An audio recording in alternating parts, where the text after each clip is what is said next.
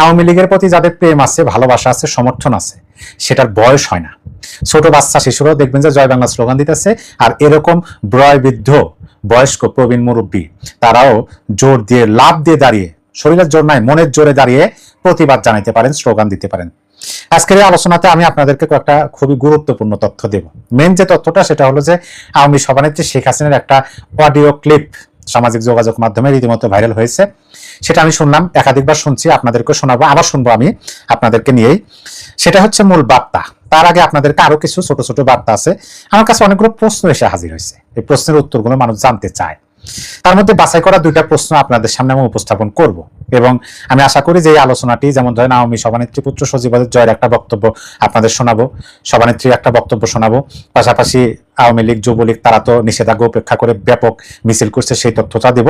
সবকিছু মিলে আর কি প্রশ্ন দুটার উত্তর বোধহয় আমরা পেয়ে যাবো, যার কারণে এই প্রশ্ন দুটা প্রথমে আপনাদের সামনে আমি উপস্থাপন করি। যেমন ধরেন এমডি রাকিবুল ইসলাম তিনি একটা প্রশ্ন করছেন, একটা না একাধিক প্রশ্ন, একটা লাইন তিনি লিখছেন, জীবনে এই দলটির কোনো পর্যায়ের নেতাদের কাছে কোনো কাজের জন্য যায়নি।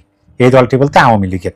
এই যে প্রশ্ন, এই প্রশ্নটা কিন্তু বা এই কথাগুলো কিন্তু আওয়ামী লীগ নিষেধাজ্ঞার ইতিহাসে যে প্যারাডক্স শিরোনামে একটা নিউজ আছে, সেই নিউজের কমেন্ট বক্স, সেখানে লিখছেন রাকিবুল, জীবনে এই দলটির কোনো পর্যায়ের নেতাদের কাছে, অর্থাৎ আওয়ামী লীগের কোনো পর্যায়ের নেতাদের কাছে কোনো কাজের জন্য যায়নি, তবুও জানি না কেন জানি মায়া লাগছে। আমাদের বিকল্প বেছে নেওয়ার অধিকার হরণ করেছে সরকার, হয়তো এ কারণে, নয়তো নিষিদ্ধ জিনিসের প্রতি আকর্ষণে। যাই হোক, জনগণের জন্য পরিশুদ্ধ হয়ে ফিরে আসুক স্বাধীনতা যুদ্ধের নেতৃত্ব দানকারী দলটি, এই কামনা করি। এই মন্তব্যটা তিনি করছেন। আমি মনে করি যে এই রাকিবুল ইসলামের এই মন্তব্যটা তার মতো হাজার লাখ কোটি মানুষের মন্তব্য। একটা প্রশ্ন এখন আপনাদের সামনে উপস্থাপন করে, তৌহিদ কিবরিয়া তিনি প্রশ্ন করছেন, আওয়ামী লীগ নিষিদ্ধ হলে সত্যি কি দেশের জনগণের লাভ হবে? মানে কয়েকটা প্রশ্ন, তো প্রথম প্রশ্ন এটা। এই প্রশ্নের উত্তর হলো যে বিগত ইউনূস সরকারের শাসনামল দেখলে খুব ভালোভাবে বোঝা যায় যে আওয়ামী লীগকে নিষিদ্ধ করলে জনগণের কতটুকু লাভ হয়। তারপর আবার লিখছেন কিভাবে, একটি দল যারা এই দেশকে চায়নি তাদের দ্বারা যদি দেশের লাভ হয়, সেক্ষেত্রে আওয়ামী লীগ আর কি ক্ষতি করতে পারে? একেবারে যথার্থ প্রশ্ন, সঠিক প্রশ্ন। যে একটি দল, যে দল এই দেশের স্বাধীনতায় চায়নি, সেই দল যদি বলতে পারে যে আমরা এই দেশের মঙ্গল করব, বা সেই দল দ্বারা যদি এই দেশের উন্নতির কোনো আশা করা যায়, তাহলে আওয়ামী লীগ আর কি ক্ষতি করতে পারে? কঠিন প্রশ্ন। যাই হোক, আমি আপনাদেরকে তথ্য দিই। যেমন ধরেন গাজীপুর এবং নোয়াখালীতে ছাত্রলীগ বিক্ষোভ মিছিল করেছে। সেটা কবে করেছে? যখন আমাদের কি মহান জাতীয় সংসদে বিল পাস হলো, আওয়ামী লীগের নিষেধাজ্ঞা সেটা আইন হয়ে গেল, সেটা উপেক্ষা করে তারা মিছিল করছে, রীতিমতো রাজপথ কাঁপানো তারা মিছিল করছে। সেদিকে পরে যায়। আমি আওয়ামী সভানেত্রী পুত্র সজীবদের জয় তিনি কিছু কথা লিখছেন, সেটাতে আসি।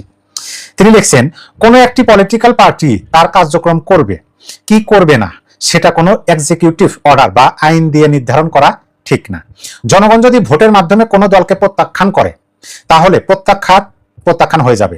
আর রাজনৈতিক কর্মকাণ্ড থেকে বাদ দেওয়া বা বিরত রাখা কোনো গণতান্ত্রিক প্রক্রিয়া নয়। এটা কোনো গণতান্ত্রিক ভাবাপন্ন মানুষের কাজ নয়। আমাদের সংবিধানে যে ধারা আছে, right two association, form political party, express political views, এসবের সাথে একদমই সাংঘর্ষিক। মানে জনাব সজীবদের জয় তিনি আইন মানে এই বিষয়গুলো সম্পর্কে একটু সচেতন করলেন, সাবধান করলেন যে আপনারা যে কাজগুলো করতেছেন, এই কাজগুলো তো প্রকৃতপক্ষে আমাদের সংবিধানের সাংঘর্ষিক। আচ্ছা, মিলাইতে থাকেন, শুনতে থাকেন। এখন আমরা একটা কাজ করি, সেটা হলো যে আওয়ামী সভানেত্রীর একটা বক্তব্য আমরা শুনি। এই আওয়ামী লীগকে যে নিষেধাজ্ঞা দেওয়া হয়েছে, সেই নিষেধাজ্ঞার পরিপ্রেক্ষিতে আওয়ামী সভানেত্রীর একটা বক্তব্য সামাজিক যোগাযোগ মাধ্যমে ব্যাপকভাবে ভাইরাল হয়েছে। ভাইরাল মানে তো বুঝতে পারতেছেন, দেশের জনগণ লুফে নিছে, এমন পছন্দ করছে তারা, যে তারা ওই ঘটনাগুলো বোধহয় এখনই চাইতেছে। দেখেন, আগে আলোচনা আছে, আলোচনা করবো, আগে আওয়ামী সভানেত্রীর সেই বক্তব্যটা আপনাদেরকে শোনাই। দেখেন, নিষিদ্ধ বলে যারা ঘোষণা দেয়, আইনও করে, কি আসবে? আওয়ামী লীগ নিষিদ্ধ হবে না, তবে এই আইনটা থাকবে যাতে যারা আজকে করেছে তাদের উপর প্রয়োগ করা যায়। যেমন বিএনপি র্যাব সৃষ্টি করেছিল, আওয়ামী লীগের অনেক নেতা কর্মী হত্যা করেছে। অপারেশন ক্লিন হার্টে নামে আওয়ামী লীগের নেতা কর্মীদের হত্যা করেছে, সেটা নিয়ে কিন্তু দায় মুক্তি দিয়েছিল। আর আজকে আইন, যে আইন করে আজকে আওয়ামী